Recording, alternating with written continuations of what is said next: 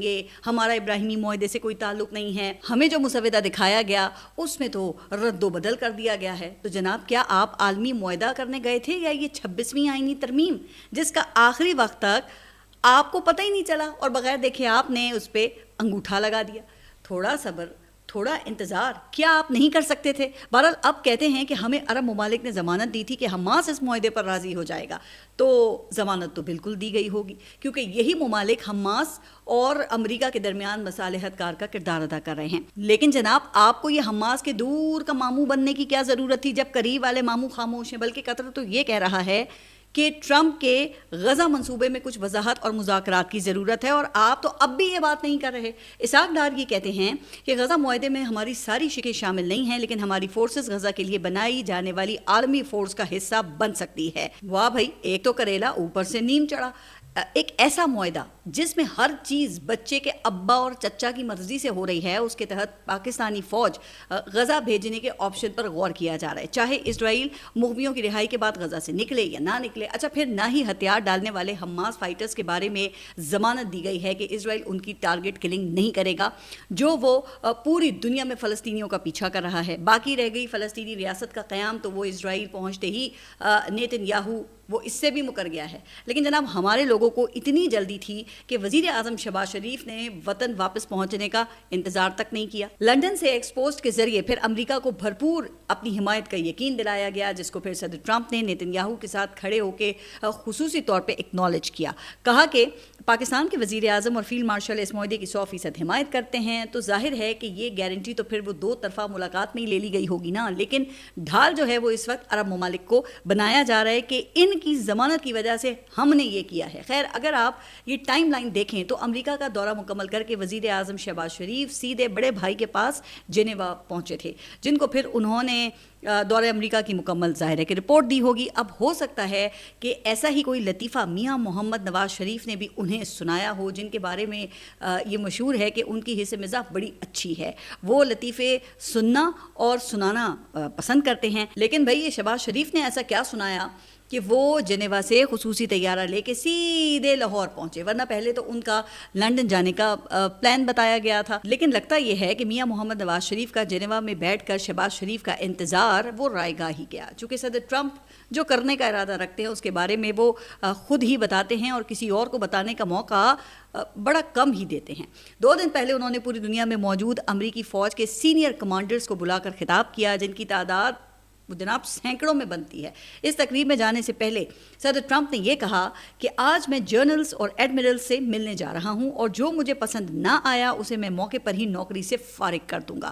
اچھا، اور پھر وہ تقریب میں صدر ٹرمپ جو ہیں وہ پہنچ گئے، جہاں ان سے پہلے وزیر دفاع نے خطاب کیا، اور ایسا خطاب کیا کہ بڑے بڑے جرنیلز پہ سناٹا طاری کر دیا، اور چھوٹتے یہ کہا کہ آج جو باتیں کروں گا اگر وہ کسی کو بری لگیں تو اس کے لیے بہتر ہے کہ استعفیٰ دے اور گھر چلا جائے۔ اچھا، پھر انہوں نے وہ بات بھی کر دی، کہا کہ آئندہ مجھے پینٹاگن میں بڑی توند والے فیٹ جرنیلز اور ایڈمرلز نظر نہ آئیں۔ اس سے ویسے مجھے یاد یہ آیا کہ ابھی کچھ سال پہلے پنجاب پولیس میں بڑی توندوں والے اہلکاروں کو بھی وارننگز دی گئی تھی نا، جس کے بعد پھر کئی اہلکاروں کو ورزش کرتے ہوئے بھی دیکھا گیا، وہ ویڈیوز وغیرہ آ رہی تھیں ان کی۔ اب کہاں پنجاب پولیس اور کہاں امریکی فوج؟ اچھا، اب یہ جو فٹنس پہ وارننگز ہیں وہ امریکی جنرلز کو دی جا رہی تھی، اور شاک ویوز وہ پوری دنیا میں جا رہی تھی کہ پتہ نہیں امریکی فوج کو کس جنگ کے لیے تیار کیا جا رہا ہے۔ بہرحال وزیر دفاع نے تقریب کی ایسی ٹون سیٹ کی کہ پھر جب صدر ٹرمپ خطاب کرنے اسٹیج پر آئے تو وہ مذاق میں یہ کہنے لگے کہ میں نے اپنی زندگی میں اس سے پہلے ایسی خاموشی والی تقریب نہیں دیکھی، جس کے بعد پھر بالکل وہی بات دہرائی گئی جو وزیر دفاع نے کی تھی۔ کہا کہ اگر کسی کو میری باتیں ناگوار گزریں تو دروازہ کھلا ہے، چلا جائے، لیکن جو جائے گا اسے تھوڑی دیر ہی سکون ملے گا، مگر اس کا مستقبل وہ برباد ہو جائے گا۔ اچھا، یہ سن کر مجھے کھٹکا ہوا کہ اللہ خیر کرے، کیونکہ صدر ٹرمپ کسی کو دھمکائیں یا کسی کی بہت زیادہ تعریف کریں تو دونوں صورتوں میں ان کا مقصد کوئی نہ کوئی پھر کام لینا ہوتا ہے، اور پھر بلی تھیلے سے باہر آ گئی۔ انہوں نے کہا کہ فوج کو امریکہ کے اندر موجود دشمن سے لڑنا زیادہ ضروری ہے۔ لگتا ہے کہ وہ فوج کو غیر قانونی جو امیگرنٹس ہیں ان کے خلاف استعمال کرنا چاہتے ہیں۔ اچھا، اپنے جرنیلز کو دھمکانے کے بعد انہوں نے پاکستان کے فیلڈ مارشل کا ذکر کیا۔ میں نے کہا کہ لو جی، کوئی اور مصیبت نہ آ جائے، لیکن ایسا نہیں ہوا، بلکہ اس کے الٹ ہوا. امریکی صدر نے یہ کہا کہ پاکستان کے وزیر اعظم آئے تھے, ان کے ساتھ فیلڈ مارشل تھے جو پاکستان میں نہایت ہی اہم شخص ہوتے ہیں. چند دن پہلے وہ وائٹ ہاؤس میں تھے جہاں فیلڈ مارشل نے ایک گروپ سے کہا کہ اس آدمی نے یعنی صدر ٹرمپ نے ایسی جنگ رکوائی جو بہت خطرناک ہونے والی تھی, جس سے لاکھوں زندگیاں بچیں.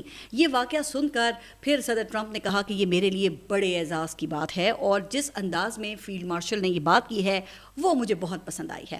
اب پتہ نہیں کہ یہ سن کر میاں محمد نواز شریف کو کیسا لگا ہوگا, یہ تو خیر میاں نواز شریف خود ہی بتا سکتے ہیں نا, لیکن یقینی طور پہ یہ سن کر اور دیکھ کر کم از کم شہباز شریف کو بالکل بھی برا نہیں لگا ہوگا, کیونکہ شبانہ روز محنت کرنے کی وجہ سے ان کا اپنا انداز بیاں بھی کسی سے کم تھوڑی. اور بھئی یہ تو ان کی خوش قسمتی ہے کہ صدر ٹرمپ جس شخصیت کے انداز بیاں کے گرویدہ دکھائی دیتے ہیں, اس شخصیت کو شہباز شریف کی کثر نفسی کچھ زیادہ ہی پسند ہے. اب آپ حساب کا فارمولا لگائیں نا, تو اے کو بی پسند ہے اور بی کو سی پسند ہے, تو بس ثابت ہوا کہ اے کو سی پسند ہے, لہٰذا شہباز شریف کی تو لگتا ہے کہ نوکری پکی. البتہ امریکی جرنلز کو میرا مشورہ یہ ہے کہ وہ پاکستان کے فیلڈ مارشل سے انداز بیاں کی ٹپس لے لیں, تاکہ آئندہ ملاقات میں صدر ٹرمپ اگر تعریف نہ بھی کریں تو کم از کم نوکری سے فارغ کرنے کی دھمکی تو نہ دینا. خیر دوسری طرف صدر ٹرمپ نے حماس کو دھمکی دے دی ہے کہ 4 دن کا وقت ہے, ہتھیار ڈالو ورنہ انجام برا ہوگا. جبکہ اسرائیل نے امدادی سامان لے کر غزہ جانے والے 40 کشتیوں پر مشتمل فوٹیلا پر دھاوا بول دیا ہے. متعدد رضاکاروں کو گرفتار کر لیا ہے. اب ان کشتیوں پر سوار 500 افراد میں پاکستان کے سابق سینیٹر مشتاق احمد بھی شامل ہیں.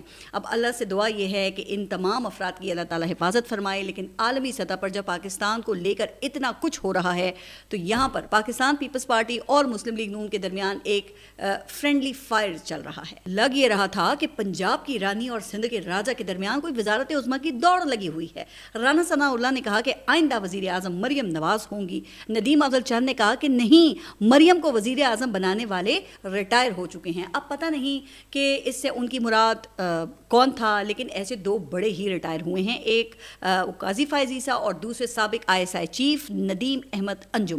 اچھا کہا یہ جاتا ہے کہ ندیم انجم تو اتنے قریب تھے کہ وہ تو شریف فیملی کے جو فنکشنز تھے ان میں بھی جایا کرتے تھے. لیکن بہرحال نون لیگ اور پاکستان پیپلز پارٹی کے درمیان ایسے بیانات کا تبادلہ ہو رہا تھا جو آپ بھی دیکھ رہے تھے کہ دونوں جماعتیں جو ہیں وہ آپ سے تم اور تم سے تو تک اتر آئی تھی, جس کا پھر ابھی گزشتہ روز ڈراپ سین ہوا. اسحاق ڈار کی سربراہی میں نون لیگ اور نوید قمر کی سربراہی میں پاکستان پیپلز پارٹی کا مشترکہ اجلاس ہوا, جس میں ایک بار پھر تو اور تم سے ہم ہونے کا عہد و پیما ہوا. تمام جو مسائل تھے وہ افہام و تفہیم سے حل کرنے پر اتفاق کیا گیا, جس سے یہ ثابت ہوا کہ یہ ایک سموک سکرین تھی جس کا مقصد لوکل میڈیا کی توجہ بین الاقوامی تھیٹر سے ہٹا کے لوکل تھیٹر پر مرکوز کرنا تھا. اچھا اس دوران پاکستان تحریک انصاف میں وہ تقسیم کا جو معاملہ تھا وہ بھی آپ نے دیکھا کہ اچانک سے اٹھا, اور لگتا ہے کہ اس معاملے کو بھی غزہ امن معاہدے سے توجہ ہٹانے کے لیے ہی استعمال کیا گیا. پہلے پشاور جلسے میں علی امین گنڈا پور کا کردار جو تھا وہ کافی زیر بحث آیا. پھر ان کی اچانک عمران خان سے ملاقات ہو گئی, جس کے بعد 2 صوبائی وزراء نے خیبر پختونخوا کے انہوں نے استعفیٰ دے دیا. جبکہ علی امین گنڈا پور کے دوست شیر افضل مروت جو ہیں ان کے مطابق وزیر اعلیٰ خیبر پختونخوا ان وزراء کو 6 ماہ پہلے ہی نکالنے کا فیصلہ کر چکے تھے. تو اس کا مطلب یہ ہے کہ پھر یہ موقع انہوں نے چنا تھا.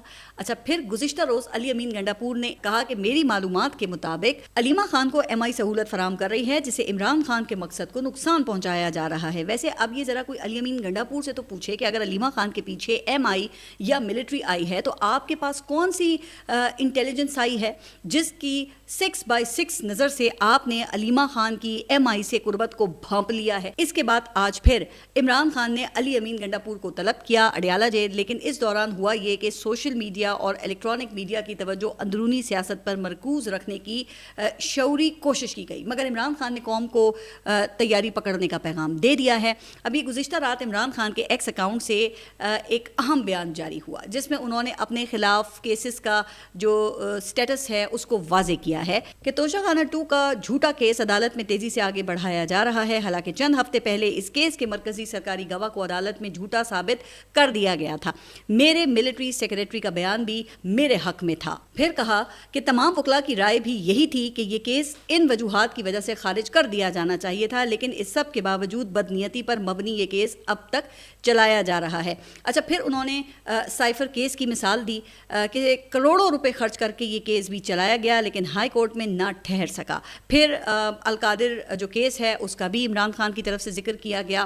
اچھا, اور وہی بات جو میں اپنے گزشتہ ولاگز میں کہتی آ رہی ہوں, تو یہ عمران خان نے بھی یہی بات کی کہ اس کیس کے حوالے سے ہم جنوری سے اسلام آباد ہائی کورٹ میں تاریخ لینے کی کوشش کر رہے تھے. اب چیف جسٹس اسلام آباد ہائی کورٹ جسٹس ڈوگر نے 10 ماہ بعد 16 اکتوبر کو اس کی سماعت مقرر کی ہے, جبکہ توشہ خانہ میں جلد بازی کا مقصد بھی یہی ہے کہ پہلے توشہ خانہ میں سزا دی جائے تاکہ اس کے بعد القادر کیس میں ضمانت ہو جائے تو پھر میری جو رہائی ہے وہ ممکن نہ ہو سکے. اچھا, اسی خدشے کو مد نظر رکھتے ہوئے پھر گزشتہ روز ایک اور پیش رفت بھی سامنے آئی ہے. عمران خان نے 4 سینئر وکلا کو اپنا کوآرڈینیٹر مقرر کیا ہے, کیونکہ اگر توشہ خانہ میں سزا ہو گئی تو پھر ملاقاتیں تو بند ہو جائیں گی. دوسرے کیسز میں پہلے سے ان کو آپ کو پتہ ہے کہ ویڈیو لنک کے ذریعے پیش کیا جاتا ہے. ایسی صورت میں وکلا کوآرڈینیٹرز کے ذریعے جیل سے باہر رابطہ رکھنے میں آسانی ہوگی. تو اب ان سینئر وکلا میں حامد خان, سلمان اکرم راجہ, بیرسٹر علی ظفر اور بیرسٹر گوہر شامل ہیں. اچھا, پھر عمران خان نے اپنے بیان میں میاں محمد نواز شریف, مریم نواز اور آصف علی زرداری کی مثال بھی دی ہے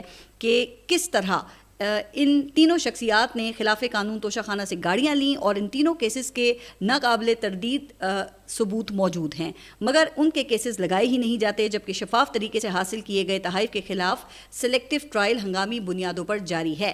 پھر عمران خان نے زلفی بخاری کی مثال دی کہ اس نے میرے خلاف جھوٹی گواہی دینے سے مسلسل انکار کیا, جس کی وجہ سے پاکستان میں موجود زلفی بخاری کی جائیداد کو نیلام کرنے کا عمل شروع کر دیا گیا ہے, جو سیاسی انتقام کی بدترین مثال ہے. اچھا, پھر عمران خان کے مطابق یہی لا قانونیت یہ عاصم لا ہے. اب عمران خان کا کہنا ہے کہ اگر آپ عاصم لا کے ساتھ ہیں تو آپ پر کرامات ہوتی ہیں, آپ کا گندم کا بڑا سے بڑا اسکینڈل بھی ہو تو کوئی پوچھنے والا نہیں ہوتا, آپ توشہ خانہ سے گاڑیاں بھی لے جاتے ہیں تو پھر بھی آپ پر کوئی کیس نہیں بنتا, اور اگر آپ اس لا کے خلاف ہیں تو آپ پر بے بنیاد من گھڑت کیس جو ہیں وہ بنائے جاتے ہیں, جیلوں میں ڈالا جاتا ہے, آپ اور آپ کے خاندان پر ہر وہ ظلم کیا جاتا ہے جو اس ملک کی تاریخ میں کسی کے ساتھ نہیں ہوا.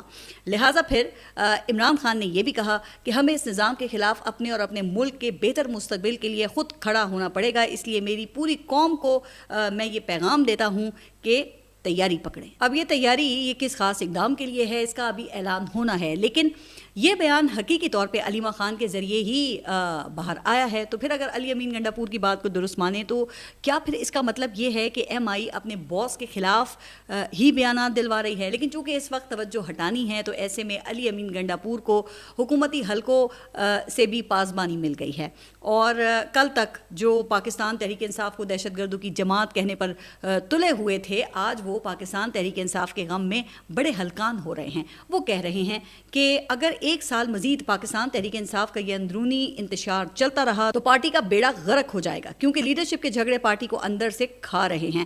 ٹھیک ہے, اب ہو سکتا ہے کہ پارٹی کو اسے نقصان پہنچے, لیکن جناب یہ بھی تو بتائیے نا کہ پارٹی کی صفوں میں اندر سے کھانے والا دیمک وہ کس نے چھوڑا؟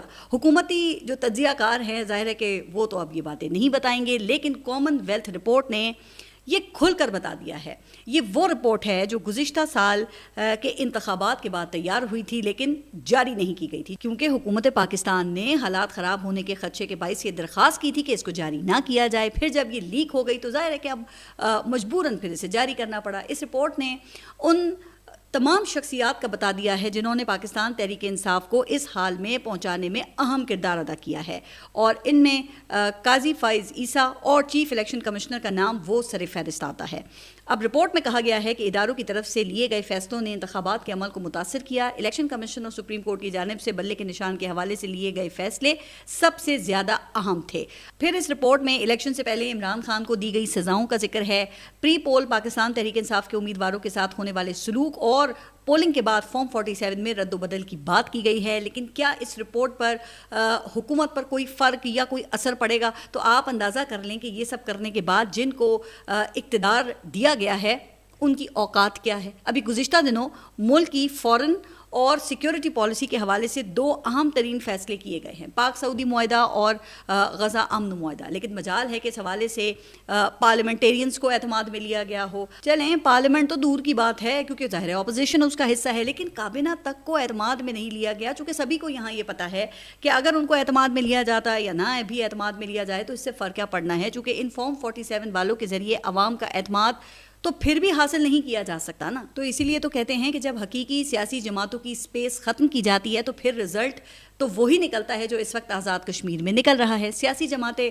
وہ پیچھے رہ گئی ہیں۔ ایک عوامی ایکشن کمیٹی کی کال پر گزشتہ 3 دن سے پورا کشمیر وہ بند پڑا ہے، پرتشدد واقعات وہاں پر جاری ہیں۔ یہاں سے اسلام آباد سے پولیس کے خصوصی دستے جو ہیں وہ وہاں بھیجے گئے ہیں، الیکٹرانک میڈیا کو اس کی کوریج کرنے سے منع کیا گیا ہے اور اس حوالے سے خصوصی ہدایات جو ہیں وہ جاری بھی ہوئی ہیں۔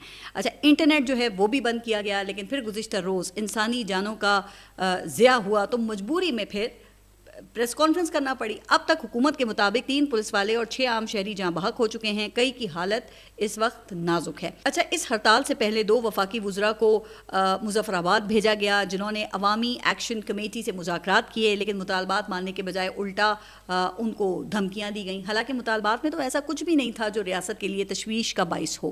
99% مطالبات جو تھے وہ انتظامی نوعیت کے ہیں، کچھ ترقیاتی منصوبے ہیں اور باقی پبلک سروسز کی فراہمی سے متعلق ہیں، سوائے 2 مطالبات کے، جن میں سے ایک آزاد کشمیر اسمبلی کے وزراء کی تعداد میں کمی اور دوسرا مہاجرین کے نام پر پاکستان کے مختلف شہروں میں موجود کشمیر اسمبلی کی نشستوں کا خاتمہ۔ اب پتہ نہیں کہ ان 2 مطالبات میں کیا چیز ریاست کو بری لگی یا کیا چیز ریاست مخالف ہے۔ اچھا ہڑتال سے پہلے جب 2 وفاقی وزراء وائس رائے بن کر یہ مظفر آباد گئے تو ان 2 مطالبات پر تو ان کی سوئی ہی اٹک گئی۔ کیوں بھئی؟ کیونکہ اگر وزراء کی تعداد کم کر دی جائے گی تو پھر لالچ دے کر حکومتیں کیسے تبدیل کی جا سکیں گی؟ اسی طرح اگر مہاجرین کے نام پر کشمیر اسمبلی میں سیٹس ختم کر دیں تو وفاق کی مرضی کے جو حکومت ہے وہ پھر کیسے آئے گی؟ اچھا آپ ذرا اندازہ کریں کہ کشمیر اسمبلی میں 45 براہ راست سیٹیں ہیں جن میں 12 پاکستان کے مختلف شہروں میں ہیں۔ ویسے یہ بھی ایک لطیفہ ہی ہے کہ یہ 12 میں سے 2 نشستیں کسی زمانے میں MQM کے حصے میں بھی آ گئی تھیں۔ اسی طرح گلگت کی اسمبلی میں 2 مل گئی تھی، جس کی بنیاد پر پھر MQM کے رہنما قومی جماعت ہونے کا دعویٰ کرنے لگے تھے۔ آج وہاں MQM کا نام و نشان تک نہیں ہے۔ ہاں البتہ قومی مفاد کی ترجمانی اب بھی وہ اسی طریقے سے ہو رہی ہے۔ تو کیا سختی کی وجہ یہی تھی؟ حالانکہ آزاد کشمیر ہمیشہ سے آپ کو پتہ ہے کہ ایک پرامن علاقہ رہا ہے، وہاں کے لوگ امن پسند ہیں، پھر کشمیر تنازع کی وجہ سے اس کی جو حساسیت ہے وہ الگ ہے، لیکن طاقت کے استعمال نے وہاں بھی آگ لگا دی ہے۔ اب اس کا کتنا لانگ ٹرم نقصان ہوا ہے تو اس کا فوری اندازہ لگانا تو مشکل ہے، لیکن ایسے مطالبات بھی آنا شروع ہو گئے ہیں جس میں احتجاج کرنے والے عالمی اداروں سے رجوع کرنے کی بات کر رہے ہیں۔ جبکہ آپ ذرا یہ حکومت